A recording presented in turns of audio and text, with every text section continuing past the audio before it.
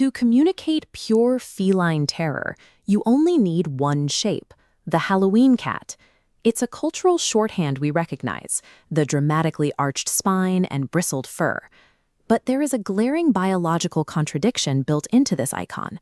A cat will configure its spine into this exact same shape when it is genuinely terrified, but they also use this exact same posture when they are playing, or even when they are blissfully happy. This reveals where human observation usually fails. We look at the macro posture, the massive curve of the back, and assume it tells the whole story.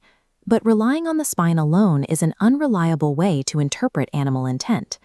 Because cats evolved as solitary hunters, they are biologically hardwired to hide overt signs of vulnerability.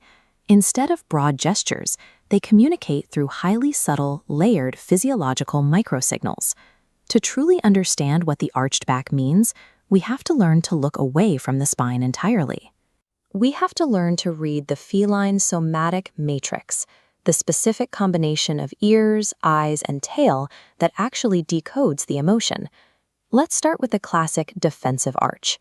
When a cat faces a threat, turning sideways and bowing its spine upward is a biological bluff. It's a move designed to maximize the animal's visual silhouette and make it look too large to attack. The matrix reveals the true state of mind in the details. Look at the ears. A genuinely frightened cat will flatten its ears backward or sideways against its cranium. This keeps them out of the way, protecting them from being bitten in a fight. Next, check the eyes and the fur. The pupils dilate completely to maximize light intake and widen the field of vision for combat, while the fur stands on end to artificially inflate the body's mass. Compare that to the play arch, often called the crabwalk. Why would an animal use a life or death fear display for amusement? In the wild, play functions as a safe rehearsal mechanism. It allows young animals to practice hunting and survival tactics without the risk of an actual fight. During a crabwalk, the matrix shifts. The ears snap forward and alert, whiskers fan out to detect movement, and muscle tension becomes bouncy, spring-loaded rather than rigidly locked. The play arch is simply the defensive bluff with the threat variables removed.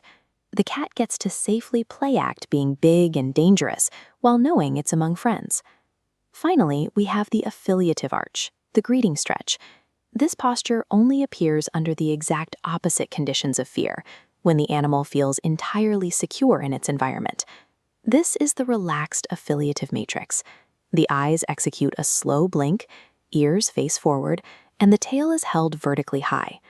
Arching into you stimulates sebaceous glands on their cheeks and paws, depositing pheromones to claim you as safe. Mechanically, the arch also serves as a deep musculoskeletal stretch. Bowing the spine flexes the shoulder and forelimb muscles, resetting physical tension for activity. Think of it like a biological algorithm. The arched spine is a locked constant, while the ears, eyes, and tail act as inputs. Ethologists process this entire interconnected somatic matrix to systematically decode the animal's true intent. We're back where we started, at the Halloween silhouette. But when we look at it through an ethological lens, the features tell a different story. That iconic arched back is no longer a complete narrative. It's a freeze frame missing all the vital accompanying physiological data points required to read the animal. Most human-pet miscommunication happens because we project simple, broad emotions onto what are actually complex microsignaling systems. By consciously observing the microsignals of the ears, the tail, and the eyes, we move past guesswork. We can translate what the cat is feeling. Once you learn to read the somatic matrix, you realize your seemingly quiet, mysterious pet hasn't been silent at all. They've been speaking loudly and clearly to you this entire time.